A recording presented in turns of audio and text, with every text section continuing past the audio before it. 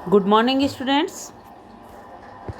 हम पाठ 13 के आगे के भाग का अध्ययन करेंगे। पेज नंबर 62 पर आप देखें। अब लेखक ने अपनी छठी और सातवीं शर्त का वर्णन किया है। उन्होंने कहा कि समाज नैतिक नियमों का पालन करे, क्योंकि यदि समाज नैतिक नियमों का पालन करेगा तो एक सदाचार युक्त समाज की स्थापना हो सकती है। और यदि जो नेता हैं वो भी, उनका चरित्र भी उज्जवल होगा, यदि वो संस्कारवान होंगे, नैतिक नियमों का पालन करने वाले होंगे, तभी वो अपने देश की जनता को कोई सीख प्रदान कर सकते हैं, शिक्षा प्रदान कर सकते हैं और समाज में एक नीति परायण समाज की स्थापना की जा सकती है। मैं एक ही बात कहूँगा और उसके बाद अपना भाषण बंद कर दूँगा। मैं समझता हूँ कि प्रजातंत्र की सफलता के लिए यह आवश्यक है कि समाज नैतिक नियमों का पालन करे। कुछ ऐसा हुआ है कि राजनीति शास्त्र के आचार्यों ने शायद प्रश्न के इस पहलू पर कभी विचार ही नहीं किया है। उनकी दृष्टि में नीति परायण होना एक बात है और राजनीति दूसरी। आप राजनीति सीख सकते हैं, लेकिन नीति के विषय में कोरे अज्ञानी बने रह सकते हैं, मानो राजनीति बिना नीति के ही सफल हो सकती है।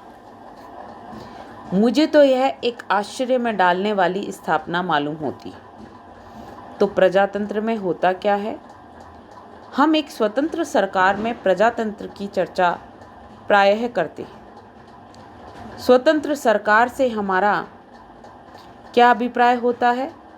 इसका मतलब है कि जीवन के विशाल क्षेत्र में लोग बिना कानून के हस्तक्षेप के अपना रोज का कारोबार चला सकते हैं। और यदि कानून बनाना पड़े तो कानून बनाने वाले का यह विश्वास है कि वह समाज विशेष इतना सदाचार परायण अवश्य होगा कि उसमें कानून का पालन हो सके। जिस एक आदमी ने प्रजातंत्र के इस पहलू पर भी ध्यान दिया है वह मैं समझता हूँ लास्की महाशय है। अपने एक ग्रंथ में उन्होंने स्पष्ट लिखा है कि प्रजातंत्र में यह मानकर चला जाता है कि समाज नीतिपरायण है। यदि समाज नीतिपरायण ना हो तो प्रजातंत्र वहाँ टिका नहीं रह सकता, जैसा इस समय हमारे अपने देश में हो रहा है। तो लास्की इंग्लैंड के एक राजनीतिज्ञ विशेषज्ञ, और शायद उन्होंने अपने देश की उस स्थिति का चित्रण किया कि जहाँ सदाचार नहीं है, नीति और नियम का पालन करने वाले लोग हैं, वहाँ नहीं है, वहाँ कानून का पालन ईमानदारी से नहीं हो सकता, और जहाँ कानून का पालन ईमानदारी से नहीं हो सकता वहाँ पर प्रजातंत्र जो है वो बिखर जाता है। प्रजातंत्र के उद्देश्य की पूर्ति जो है वो सार्थक सिद्ध नहीं होती। इसलिए लेखक का भी मानना है कि हमें नीतिपरायण होना चाहिए, हमारा नैतिक चरित्र उज्जवल होना चाहिए, सदाचार से युक्त होना चाहिए। जब हम होंगे इन भावनाओं से युक्त, तभी हम एक ऐसे समाज की स्थापना कर सकते हैं जहाँ पर भी सदाचार बना रहे, और जब सदाचार बना रहेगा तभी कानून का पालन हो सकेगा। और इसीलिए कानून का पालन करने के लिए समाज के लोगों को नैतिक नियमों को मानना चाहिए, नैतिक नियमों का पालन करना चाहिए। अंतिम बात, मेरे मत के अनुसार जिसके बिना प्रजातंत्र का काम नहीं चल सकता वह है कि लोगों में सार्वजनिक अंतरात्मा हो। इसमें कोई संदेह नहीं कि कुछ न कुछ अन्याय हर देश में होता है, लेकिन अन्याय की मात्रा समान नहीं है। कुछ देशों में अन्याय का प्रभाव बहुत अधिक है, कुछ ऐसे भी हैं जो अन्याय के बोझ से एकदम पिसे जा रहे हैं। बिना किसी कठिनाई के हम इंग्लैंड के यहूदियों की बात ले सकते हैं। इन लोगों को कुछ ऐसे अन्यायों को सहन करना पड़ा है जिन्हें ईसाइयों को कभी सहन नहीं करना पड़ा। इसका परिणाम यह हुआ कि इस अन्याय के विरुद्ध केवल यहूदी लोगों को ही संघर्ष करना पड़ा। इंग्लैंड के ईसाइयों ने उनकी कभी मदद नहीं की। वास्तव में तो वे इसे पसंद करते थे। वास्तविक बात तो यह है कि वह इस अन्याय को पसंद करते थे। इंग्लैंड के एक ही आदमी ने यहूदियों की सहायता की। वह आदमी इंग्लैंड का बादशाह था। यह बात असाधारण लगेगी, लेकिन इसका कारण भी असाधारण था, और वह यह था कि पुराने ईसाई कानून के अनुसार कोई यहूदी बच्चा अपने मृत पिता की जायदाद का उत्तराधिकारी नहीं हो सकता था। किसी और कारण से नहीं, केवल एक इसी कारण से कि वह यहूदी था, ईसाई नहीं था। जो भी बची खुची संपत्ति हो, राज्य की ओर से उसका हकदार राजा होने के कारण वह संपत्ति राजा के अधिकार में चली जाती। राजा को यह सब अच्छा लगता था। वह प्रसन्न था जब किसी मृत यहूदी की संतान अपना प्रार्थना पत्र लेकर राजा के पास पहुंचती थी, तो राजा उनके मृत पिता की जायदाद में से थोड़ा सा कुछ उसको दे देता था और शेष अपने लिए रख लेता था। लेकिन जैसा मैंने कहा कि कभी किसी अंग्रेज ने यहूदियों की मदद नहीं की और यहूदियों को अपनी मुक्ति के लिए स्वयं संघर्ष करना पड़ा। अब लेखक का मानना है कि प्रत्येक देश में अलग अलग जातियां हैं, अलग अलग धर्म हैं, अलग अलग संप्रदाय हैं, और दो वर्ग मुख्यतः प्रत्येक देश में होते हैं, एक उच्च वर्ग और एक निम्न वर्ग। निम्न वर्ग अधिकतर शोषक पीड़ित होता है वर्ग, और अन्याय का सामना उन्हें करना पड़ता है। लेकिन इंग्लैंड में उन्होंने कहा ऐसी कोई परिस्थिति नहीं थी। वहाँ पर तो जो व्यक्ति यहूदी था उसके ही अधिकारों का हनन किया जा रहा था, उसका ही शोषण किया जा रहा था, क्योंकि ईसाई कानून के अनुसार यहूदी लोगों का अपनी पैतृक संपत्ति पर कोई अधिकार नहीं था। केवल वो कह रहे हैं इंग्लैंड के राजा ने थोड़ी बहुत उनकी सहायता की थी। वहाँ के ईसाइयों ने उन्हें किसी भी प्रकार का इस अन्याय के विरुद्ध समर्थन नहीं दिया। यहूदियों को ही अपने न्याय पाने के लिए संघर्ष करना पड़ा। इसीलिए लेखक का मानना है कि सार्वजनिक अंतरात्मा प्रजातंत्र के हित में है, और सार्वजनिक अंतरात्मा का अर्थ है कि चाहे कोई भी जाति हो, कोई भी संप्रदाय हो, यदि उसके विरुद्ध अन्याय हो रहा है तो जो अन्य जाति या संप्रदाय के लोग हैं वो उसके विरुद्ध उन लोगों का साथ दें जो उस अन्याय के भागी बन रहे हैं। तो वह सार्वजनिक अंतरात्मा है, सभी की आत्मा एक है, और अन्याय के विरुद्ध में सभी एक दूसरे से एकजुट होकर कंधे से कंधा मिलाकर जो है वो एक दूसरे की सहायता करते। सार्वजनिक अंतरात्मा के होने या न होने का यह एक उदाहरण है। सार्वजनिक अंतरात्मा उस अंतरात्मा को कह सकते हैं जो हर अन्याय को देखकर विचलित हो उठती है।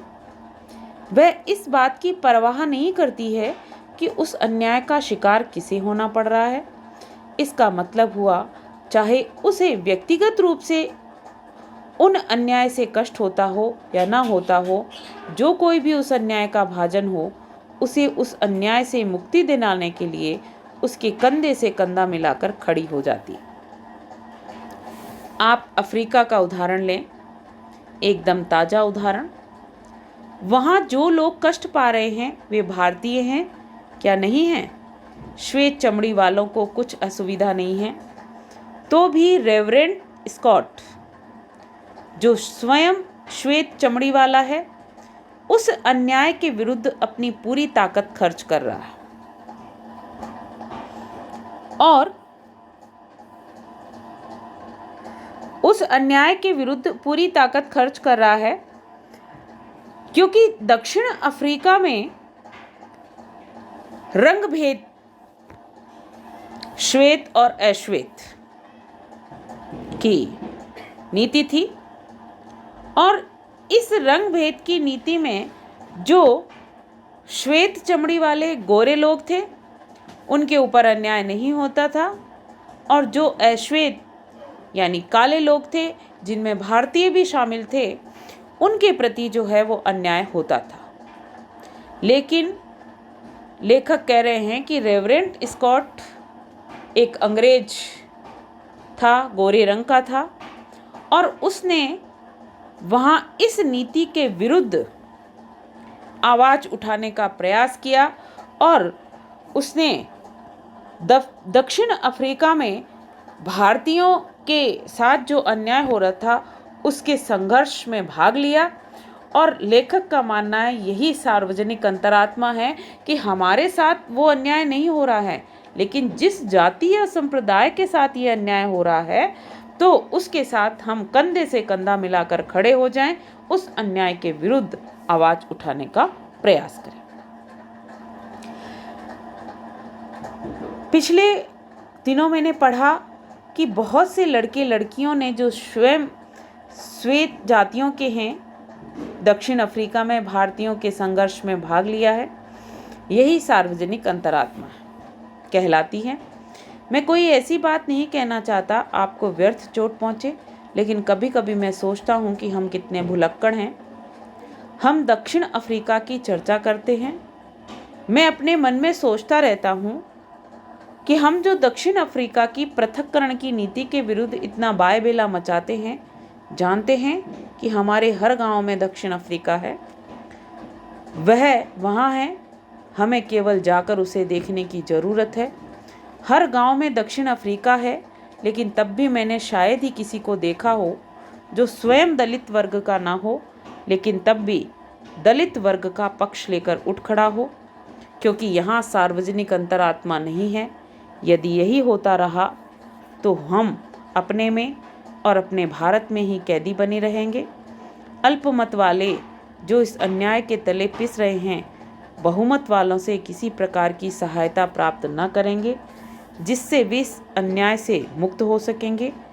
इन सबसे भी विद्रोह की भावना बढ़ती है, जिससे फिर प्रजातंत्रवाद को खतरा पैदा हो जाता है।